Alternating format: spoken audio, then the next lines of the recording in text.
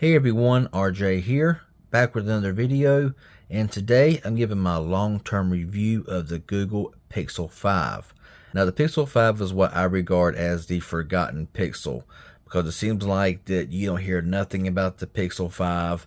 I mean, it's just like it just was here one minute and now you don't hear a thing about it.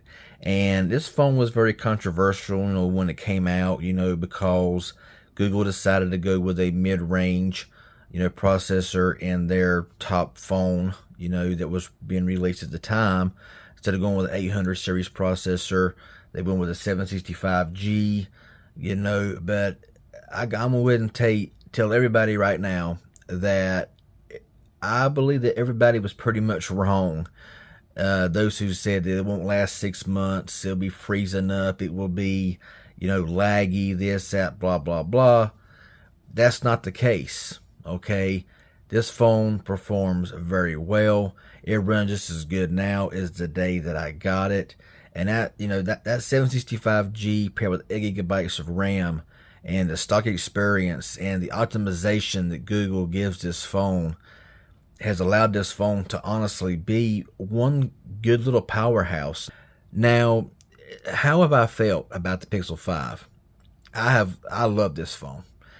There's not but like maybe one or two things about this phone that I do not like that I will actually get into, and hopefully Google will never do that again. But I'm gonna give you just a brief description of the Pixel 5, just kind of a refresher. Now, of course, this phone has a 6-inch display. Now, this did not come out with any XL model. The 5A did have a larger display of 6.4 inches, I do believe. But it would have been nice to see a Pixel 5 like a Pixel 5 XL. But that didn't happen. So you got a 6-inch display here. It's OLED at 90 Hertz. Resolution is 1080 by 2340 with a 19 by 5 by 9 aspect ratio with 432 pixels per inch. It does have cornering Gorilla Glass 6 on the front, and it is made from aluminum on the back, and the frame is also aluminum. How much aluminum, I'm not sure, but that's what it's made out of. Now, looking at the color, I love the color and texture of this phone. This sage green, sort of sage. The material is fantastic. I love the rear mounted fingerprint scanner. It's very fast, very, very accurate. This is kind of a dated design. It looks like, the 4A, the 4XL, the 5A. They all got this same basic design here. Except for the 4 and 4XL didn't have the fingerprint scanner because they had that, face unlock. But overall, the Pixel 6 was a nice refresher over this more basic looking phone. But honestly, that's just kind of what I like about it. It's got that basic look, a little square camera up there, fingerprint scanner, this really nice, like I say, this sage green, I love it. Okay, I don't know about y'all, but I like this color. It's just, to me, it sets this phone off. Okay, you don't even want to cover it up. On the side, of course, you got your volume rocker. You got like a chrome power button. On top, you got a microphone. On the left down here, you have, of course, your SIM card slot. And on the bottom, you got your microphone, Type-C charging port, and your bottom firing speaker. Now, it does have dual stereo speakers, but this is one thing that I really don't like about it, and that's the fact that the speaker is under the display. Now, this does not have some kind of like smart sonic receiver that you've seen back in the old Kara series back in the day, where the screen vibrated or whatever, giving you the sound quality. No, this has an actual speaker under the display, and there is no grill up here or anything. And honestly, it really affected the sound quality of the Pixel 5. The bottom firing speaker sounds fine, of course, but when you compare this with the Pixel 5A, with the actual physical speaker, heck, even a 4A with the same kind of design, both of them dominates the Pixel 5 in sound quality because of that physical speaker, up top here instead of it being under the display. That's something that I hope Google never ever does again, because that was just a major flaw mistake in my personal opinion. But sound quality on here is passable. Call quality, Does sound a little hollow at times, depending on how you're holding the phone, but it's not bad. It's not terrible. I mean, I've not had any issue hearing anybody on the phone, nothing like that. Whatever, watching videos and content. It ain't my first choice because of the more flat, I guess you would say, sound quality of the Pixel 5. But it is passable, and of course if you got Bluetooth, you got that option as well. But if you're watching YouTube, Netflix, and you don't really want it too awful loud or nothing, like like a 3D awesome sound, this is going to do you just fine here. It's just one thing that I wish Google would have done differently on the Pixel 5. But they didn't. Now, like I did make mention about the processor, like I said, everybody was wanting the, latest 800 series, and, it would have been nice to have that in this phone here, but they didn't do it, and that's one thing that everybody was just so upset about with the Pixel 5 was that fact, and everybody shot it down. Everybody ran it down because of that and saying that it wasn't going to perform well and this and that and blah, blah, blah. Well, I can tell you right now, this phone, it works just fine with games, with apps. RAM management's good. This phone performs as good as the day I got it, and honestly, it don't have no signs of slowing down right now. Okay, it is on Android version 12. Running the latest June security patch. Now, is it going to be on the same performance as something with an 8 Gen 1 or an 888 or something? No, of course not. But also has 8 gigabytes of RAM, and I think I only had one storage configuration at 128 gigs. Of course, no SD card expansion. Now, as far as those rear cameras go, these cameras are fantastic. I mean, every year of the Pixel until, of course, the Pixel 6, whenever they got the new camera set up, the new lenses and sensors and all that stuff, these camera sensors have just gotten better and better. Okay, you got the 12.2 megapixel wide-angle camera on the back, as well as the 16 megapixel ultra-wide camera, and on the front, of course, you got your 8 megapixel wide-angle lens. They can record at 1080p at 30 frames per second. The rear cameras can record at 4K at 30 and 60, 1080p at 30 and 60. And camera quality, you can take some fantastic photos. Video quality is really good as well. Now, is it the best? No, it's not. But are they terrible? Not by a long shot, okay? They do very well in good lighting. They hold their own very well. Photo quality is where this phone shines, and I'm really interested to see what the Tensor chip is going to do to these sensors in the 6A, because the same camera sensors that's in the Pixel 5, 5A, and all of them, they're going to be in the 6A. So I'm really interested to see how that AI, whatever they're doing with the Tensor chip, is going to do with these sensors, lens, and all that kind of stuff, to see how much better these cameras can possibly get. So camera quality is fantastic here on the Pixel 5.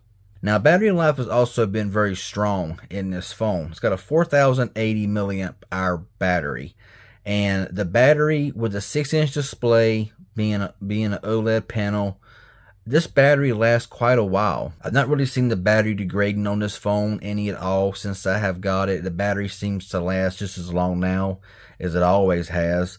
Also, along with that, you got 18 watt, well, they call it fast charging, but 18 watt quick charging. It's got 12 watt wireless charging and 5 watt reverse charging. So reverse charging is really nice. Now, if you don't know what that is, I'll go ahead and show you right quick here.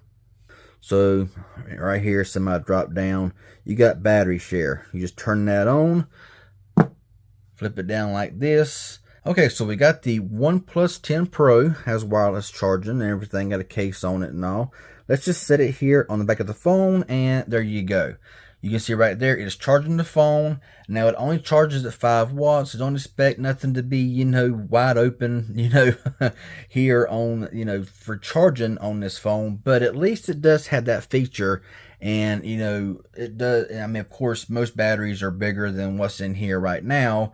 So, of course, it won't charge the phone full, but at least it will, if anybody needs a little bit of charge, you can help them out a little bit. So, reverse wireless charging is really nice. Wireless charging, I really ever use that. But yeah, battery life has been great. Now, speaking of gaming, Asphalt 9, of course, This is one thing that I have not seen any kind of degrading either, is with games. It just seems to work. Okay, you can see here so far we're not having any kind of drop frames. I mean, just booting the game up, getting it started, and everything is going smoothly, running smoothly. No issues whatsoever. Now, I cannot comment on some of these games that are like 12, 13 gigabytes, stuff like Genshin Impact, stuff like that. You know, I doubt it's going to be able to perform on high quality settings on a game like that. But of course, I never played it, so I really can't comment on it. But, you know, games like this right here, it works just fine. As you can see, no drop frames, no issues.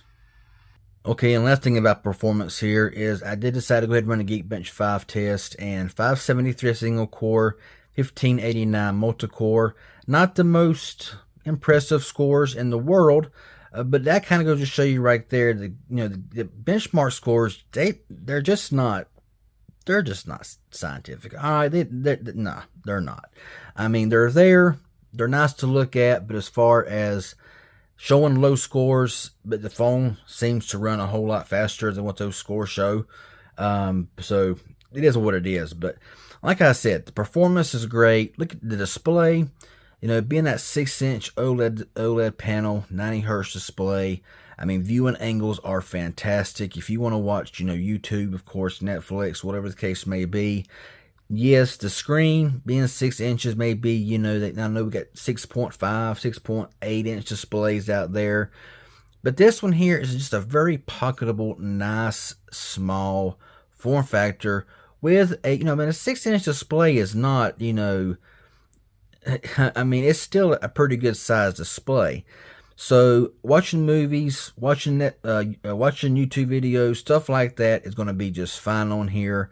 Of course, you know, the audio may be a little, but as far as the how the quality looks with the colors, and you know, it's gonna be fine. You know, flipping through apps is a breeze. It's quick, it's fast, and honestly, I've had no issues with it. And I know it's kind of been forgotten about, but this phone, it just works, and it works great. You know, I would say that yes, the main downfall or my biggest gripe with it is the, you know, receiver being under the display. That's the only thing I can say negative about the Pixel 5. I don't care that it's not running an 800 series chip. I could care less about that. You know, do I wish I had maybe a 256 gigabyte option? Yeah, that would have been nice, since there's no SD card slot. You know, 18-watt charging for 2020 wasn't too bad. I ain't worried about the charging speed. The rear-mounted fingerprint scanner, it's quick, it's fast, it's reliable 100% of the time, and you're going to have no issue whatsoever with that. But overall, the Pixel 5, fantastic phone. I see absolutely no issue with it going on 2 years later. I think it's a phenomenal phone. I've always liked it. Never had one really bad thing to say about it other than the speaker. Performs well. If you can find this phone for a good price, I would still say grab it. You know, honestly, because I mean, this is a really good phone. Very pocketable. It's just a good phone. And I got a feeling it's going to last. So, that's all I got right now. Self-informative anyway. Hit that like button. Any questions you may have, leave it down below. And if you're new around here and have not subscribed, consider subscribing, clicking that bell, turn it on to receive all future notifications of videos to come. I got plenty more coming here soon. I took a few days, but more is coming. So be sure to stay tuned for that, and that would be appreciated. Y'all have a good one, and thanks for watching.